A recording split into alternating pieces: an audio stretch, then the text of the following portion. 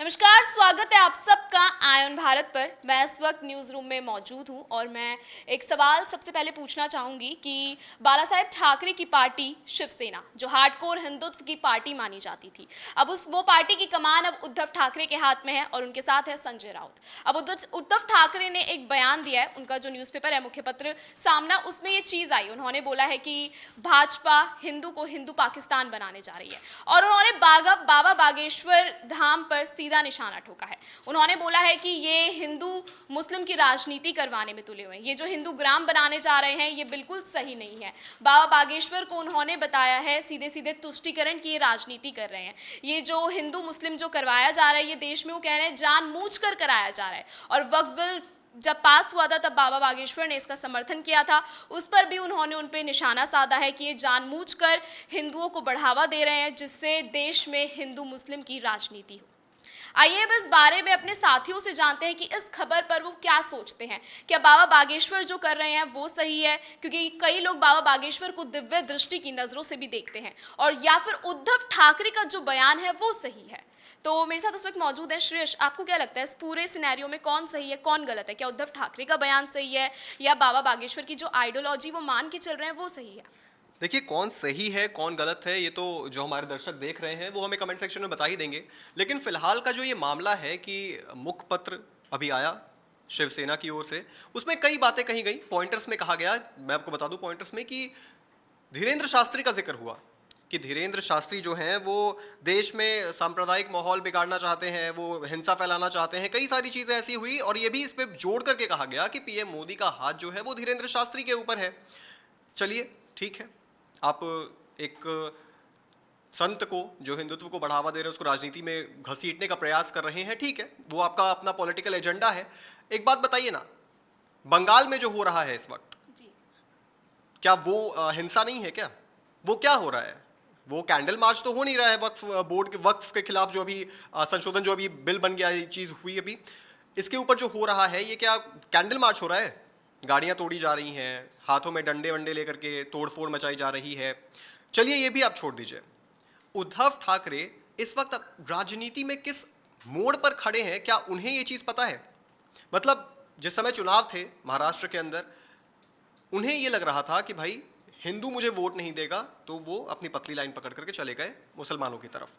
अब खुले तौर पर, खुले मंच से, जिस बाला साहेब ठाकरे के बेटे से महाराष्ट्र की जनता ने, देश की जनता ने, टू बी वेरी ऑनेस्ट मैंने भी, क्योंकि बचपन में मैंने जब देखा, मैं बहुत छोटा था उस समय, जिस समय बाला साहेब ठाकरे बहुत ज़्यादा एक्टिव रहते थे, जब उनका देहांत हुआ था मुझे बहुत तकलीफ हुई थी, क्योंकि वो एक ऐसे नेता थे जो खुलेआम सरे मंच से वो हिंदुत्व की बात किया करते थे, तो बहुत अच्छा लगता था उनको सुनने में। तो हमें लगा कि भाई देखिए, उस लेवल का मैच तो नहीं कर पाएंगे उद्धव ठाकरे, लेकिन कहीं ना कहीं बाला साहेब ठाकरे के बेटे हैं, तो भाई कहीं ना कहीं वो भी हिंदुत्व की लाइन को पकड़ करके आगे चलेंगे, ये हमें लगा था, लेकिन ये देखने को मिला नहीं।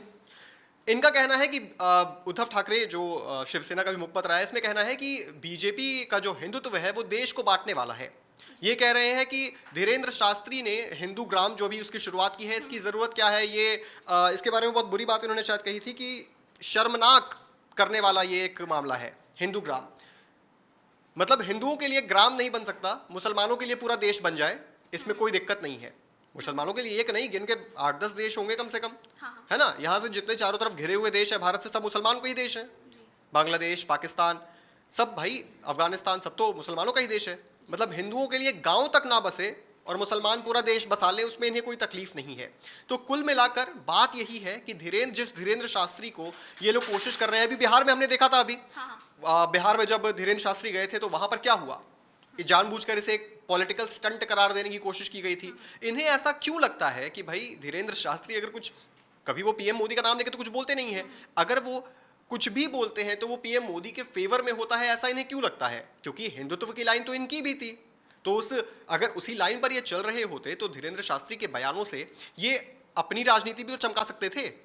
ये तो कहते कि भाई देखो, जो धीरेन्द्र शास्त्री सोचते हैं वही हमारी भी सोच है, ये हमारी लाइन बोल रहे हैं। लेकिन वो ऐसा नहीं कर सकते अब, क्योंकि भाई अब तो ये लोग अलग ही दिशा में जा चुके हैं। अच्छा श्रेष्ठ, मुझे एक बात बताओ, जो धीरेन्द्र शास्त्री की सोच है वो है हिंदू राष्ट्र की, और जो शिवसेना की सोच बाला साहेब ठाकरे ने जो उन्हें आइडियोलॉजी दी थी वो भी थी हिंदू राष्ट्र की, लेकिन अब शिवसेना पूरी भटक चुकी है, वो अब तुष्टीकरण की राजनीति पे आई। तो दोनों की सोच कैसे बदल गई? अब शिवसेना की सोच कहाँ बदली, कहाँ उन्होंने सेकुलरिज्म का झंडा पकड़ लिया, कहाँ उनको गंगा जमुनी तहजीब अचानक से कैसे याद आ गई? बहुत लूज बॉल है ये, क्योंकि देखिए शिवसेना का वहीं से राजनीति उनकी पलट गई जब उन्होंने कांग्रेस से हाथ मिलाया था। बाला साहेब ठाकरे जो बोलते थे ना, वो बहुत सोच समझ करके बोला करते थे, बहुत नाप तोल करके बोला करते थे, एक एक बात बहुत सटीक बोला करते थे। उन्होंने क्या कहा था, मैं अपने शिवसेना की कांग्रेस नहीं होने दूंगा। भाई पूरा पूरा महाराष्ट्र उनको मानता था, पूरा महाराष्ट्र उनकी लाइन पर चलता था। भाई उनके बेटे नहीं चल पाए उस लाइन पर, उद्धव ठाकरे नहीं चल पाए ना, वो तो कांग्रेस के साथ जाकर के मिल गए।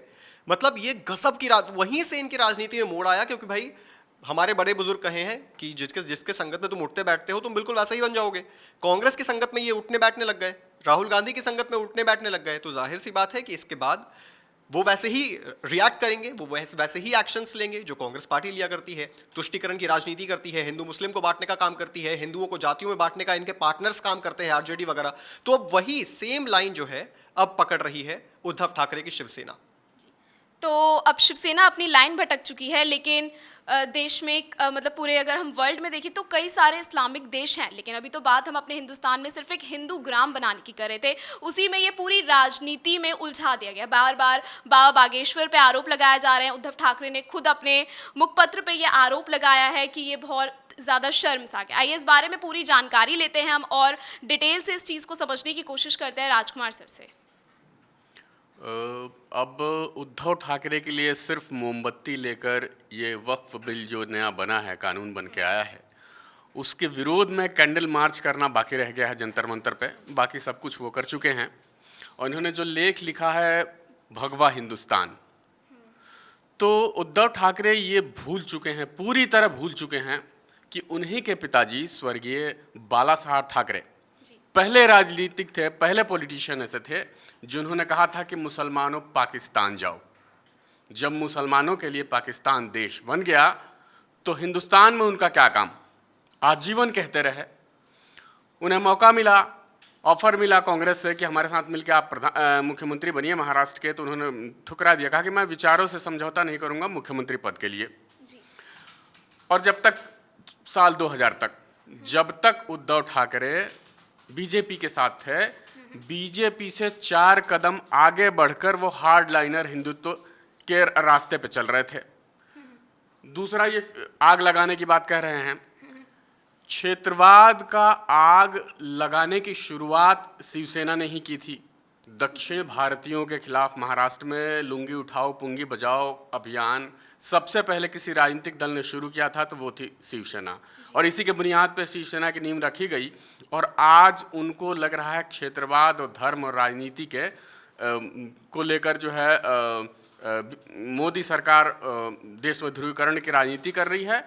इसके पहले वो कहते थे कि यूपीए जो कांग्रेस के साथ पार्टियां थी, वो पार्टियां ध्रुवीकरण कर रही हैं मुसलमानों का और हिंदुओं के जातियों को तोड़ रही है। अब ये बात वही उल्टा, ठीक उल्टा बोल रहे हैं कि भाई बीजेपी हिंदुओं को का ध्रुवीकरण कर रही है और मुसलमानों के खिलाफ नफरत फैला रही है।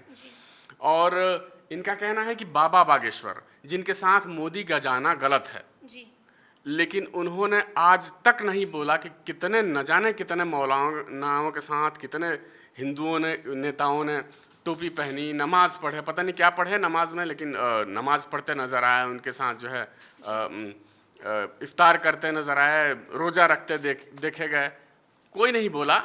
लेकिन अगर बाबा बागेश्वर के साथ मोदी खड़े हो रहे हैं तो उनको लग रहा है कि नहीं, ये गलत बात है, इनके साथ खड़ा नहीं होना चाहिए। उन्हें सिर्फ इसलिए गलत लग रहा है कि वो इनके साथ नहीं है, सत्ता एक कुर्सी के लालच में वो छोड़कर बीजेपी के साथ चले गए।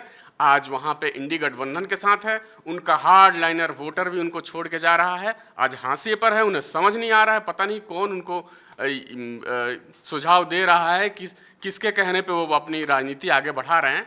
लेकिन उनका जो वोटर था, कौन था, किसको वो अपना वोटर बनाने की कोशिश कर रहे हैं? क्या मुसलमान उनको वोट देगा? मुझे नहीं लगता है, किसी कीमत पे नहीं देगा, क्योंकि शिवसेना की बुनियाद ही हिंदुत्ववादी थी। और ये वही बाला साहब ठाकरे थे जिन्होंने कहा था कि मुझे इस बात का गर्व है कि शिव सैनिकों ने जाकर अयोध्या में बाबरी मस्जिद तोड़ी थी, और आज ये कह रहे हैं कि नहीं, ये मुसलमानों के खिलाफ ध्रुवीकरण की राजनीति हो रही है, एक हिंसा भड़काने की कोशिश हो रही है। तो क्या कहा जाए, ये 360 डिग्री टर्न है इनका। अब आगे बहुत सारी चीज़ें आएंगी, देखते हैं क्या है। जी, तो सर ने पूरा बताया कि कैसे शिवसेना ने 360 डिग्री टर्न ले लिया है। बार बार धीरेन्द्र शास्त्री आते हैं ट्रेंड में और बार बार उनको हिंदू ग्राम के ऊपर सुनना पड़ता है। बार बार धीरेन्द्र शास्त्री ये बात बोलते हैं कि मैं भारत देश को हिंदू राष्ट्र बनाना चाहता हूँ, और हर बार उनको ये चीज़ें सुननी पड़ती है। बार बार उन्हें ये भी बोल दिया जाता है कि ये सब कुछ वो बीजेपी के अंडर कर रहे हैं। लेकिन बात सिर्फ हिंदू राष्ट्र की नहीं है, बात है कि शिवसेना ने अपनी आइडियोलॉजी चेंज कर ली। और जैसे कि आपको सर ने बताया ही कि वो मुस्लिम वोट बैंक के लिए ऐसा कर रहे हैं, लेकिन मुस्लिम वोट बैंक शायद उन्हें इससे नसीब नहीं होगा, क्योंकि वो अपनी आइडियोलॉजी से अगर भटकेंगे तो मुस्लिमों को भी उन पर भरोसा नहीं होगा। इस पूरी खबर पर आप क्या विचार रखते हैं, हमें कमेंट सेक्शन में जरूर बताइएगा। आयन भारत को सब्सक्राइब करना ना भूलें।